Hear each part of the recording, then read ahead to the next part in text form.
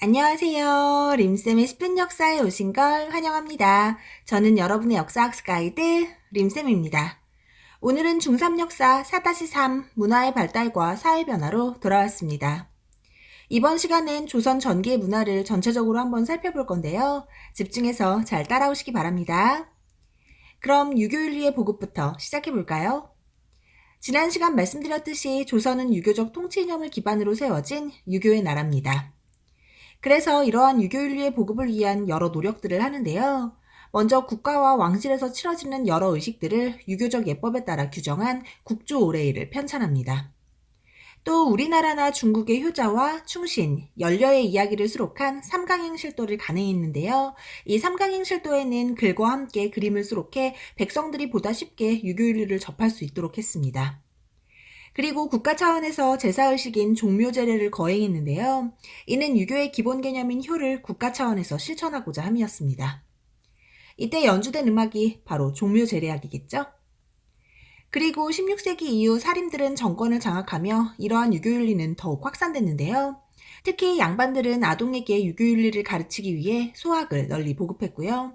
일상생활에서의 유교적 예법을 소개한 주자가래 역시 보급했습니다. 여러분들 혹시 관혼상제라고 들어보셨나요? 관례와 혼례, 상례, 제례를 합친 말인데요. 이 중 어른이 되는 의식이 관례고요. 혼인의 예법이 혼례, 상을 당했을 때 장사를 지내는 예법이 상례, 그리고 제사의 예법이 제례입니다. 바로 이러한 관혼상제의 예법이 주자가래에 수록되어 있는 건데요. 남자들의 경우 관례를 통해 어른이 되면 상투를 틀었고요. 주자가래의 혼례 규범에 따라 결혼 후에는 신부가 신랑 집에서 사는 경우가 늘어났습니다. 또 상례로 인해 부모님의 3년상이 점차 당연해졌고 제례로 인해 제사를 지내는 것이 효의 근간이 되었습니다. 이처럼 주자가래가 당시 조선의 양반들과 백성들에게 미치는 영향은 무척 컸는데요. 거기에 마을 단위로 향약을 보급해 유교윤리와 예법을 더욱 강조했습니다. 이 주자가래에 나와 있는 관혼상제의 예법이 낯설지가 않죠? 사실 지금도 우리가 가지고 있는 윤리적 마인드는 모두 이때부터 생겨난 가치관이기 때문입니다. 이렇게 조선사회의 유교윤리가 확산되며 양반 중심의 신분제는 더욱 공고해졌는데요. 조선은 원래 양인과 천인으로 신분을 구분하는 양천제였지만 유교윤리로 인해 보다 양반과 상민의 구분이 엄격한 폐쇄적 신분사회로 변화하게 된 겁니다. 자, 이렇게 조선 전기 유교의 보급을 위한 여러 노력에 대해 살펴봤는데요. 다음으로는 조선 전기의 민족문화의 발달에 대해 알아볼까요? 먼저 자랑스러운 우리의 한글 훈민정음의 반포입니다. 훈민정음은 세종대왕이 백성을 사랑하는 애민정신을 바탕으로 만든 우리 문자인데요. 한자를 몰라 일상생활에 어려움을 겪는 백성들을 보고 안타까움을 느낀 세종이 집현전 학자들과 오랜 연구 끝에 만들어낸 결과물입니다. 총 28자의 표원 문자로 구성되어 있으며 세계가 인정하는 상당히 과학적이고 독창적인 훈민정음으로 백성들은 보다 쉽게 글을 배울 수 있었습니다. 세종은 이 훈민정음으로 조선 왕조의 정당성을 드러내기 위해 용비어 청가를 지었는데요. 이 용비어 청가가 훈민정음으로 지은 첫 번째 작품이었습니다. 이 밖에도 다양한 분야의 서적을 훈민정음으로 편찬해 국가정책을 쉽게 전달했는데요. 이러한 훈민정음으로 인해 국문학과 민족문화가 크게 발달했습니다. 이렇게 세종은 백성을 근본으로 하는 민본정치를 실현하고 민족문화 발달에 앞장선 인물이었는데요. 놀라운 사실은 이러한 훈민정음을 반대한 성리학자들도 이 시기 많았다는 겁니다. 대표적으로 집현전 부지학이었던 최만리라는 인물은 명을 거의 숭배하고 있었기 때문에 중국의 문자를 따르지 않고 우리 문자를 만드는 것은 오랑캐들이나 하는 행위라고 훈민정음의 창제를 반대하는 상소를 올렸는데요. 우리의 갓세종께서는 끝내 백성이 우선이라는 신념을 꺾지 않으셨네요. 정말 감사하다는 말씀을 드리고 싶습니다. 자, 그럼 다음으로 넘어가 볼까요?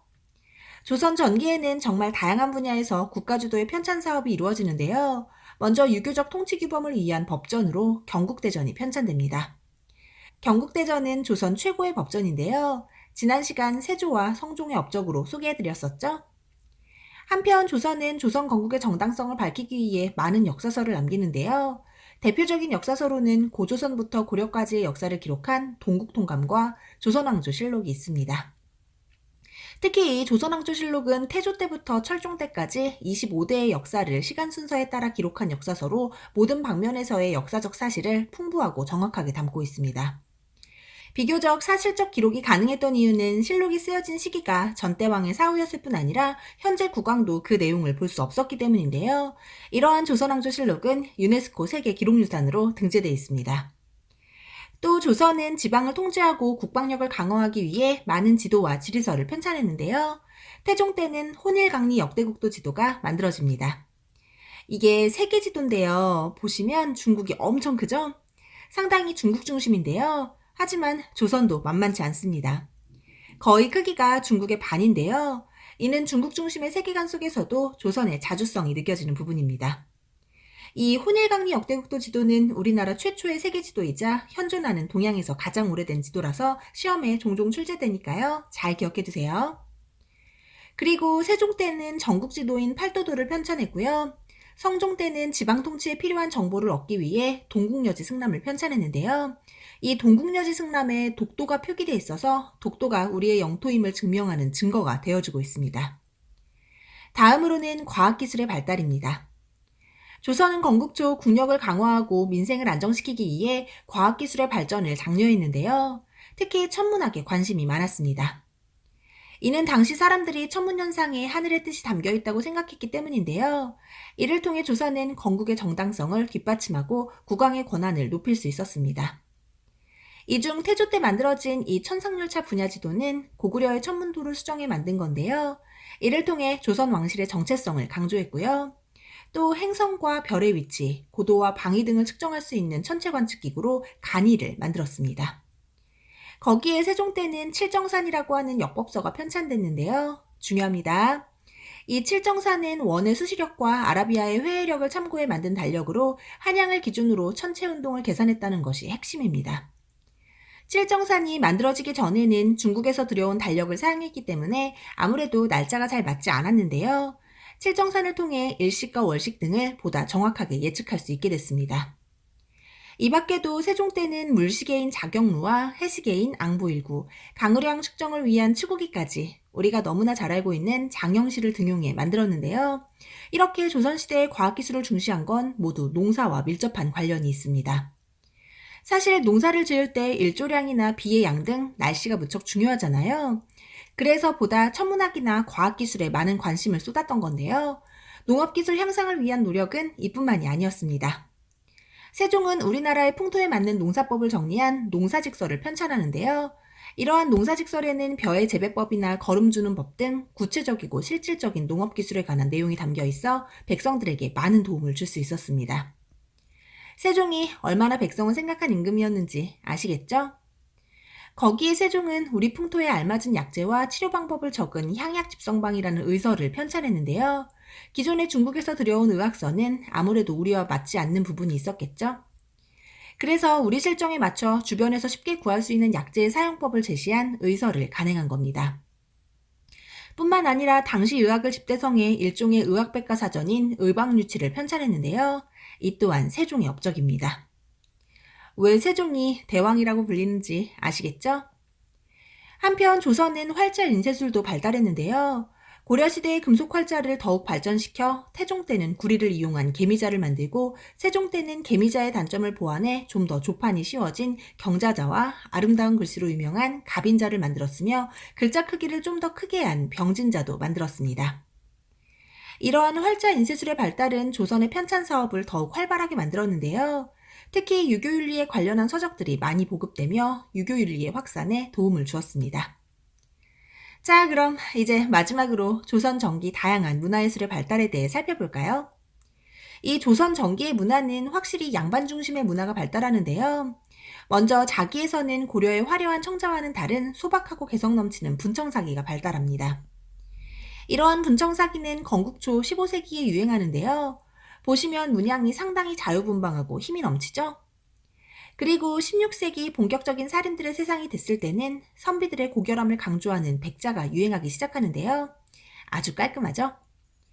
그리고 그림은 안견이 그린 몽유도원도가 대표적인데요. 현실 세계와 이상 세계의 조화가 잘 드러나는 이 그림은 안평대군의 꿈을 묘사한 것으로 실제 자연을 보고 그린 것이 아니라는 걸 기억해 두시면 좋겠네요. 또 이건 고사관수도라고 강희안의 작품인데요. 자연에 녹아있는 인간의 모습을 간결한 그림체로 표현하고 있습니다. 그리고 16세기 이후부터는 선비의 정신을 담은 사군자가 유행하는데요. 이를 통해 확실히 조선 전기의 문화가 양반 중심의 문화였다는 사실을 유추할 수 있겠죠? 오늘은 조선 전기의 민족 문화의 발달에 대해 공부해봤는데요. 오늘 준비한 내용 여기까지입니다. 오늘 내용도 반드시 복습하시고요. 특히 훈민정음을 비롯한 다양한 민족 문화에는 무엇이 있었으며 그러한 문화가 발달하게 된 배경이 무엇이었는지 파악하시는 거 중요하니까요. 놓치지 말고 잘 정리하시기 바랍니다. 오늘도 고생 많으셨고요. 구독과 좋아요, 멤버십 가입은 언제나 감사드립니다. 그럼 안녕! 뿅!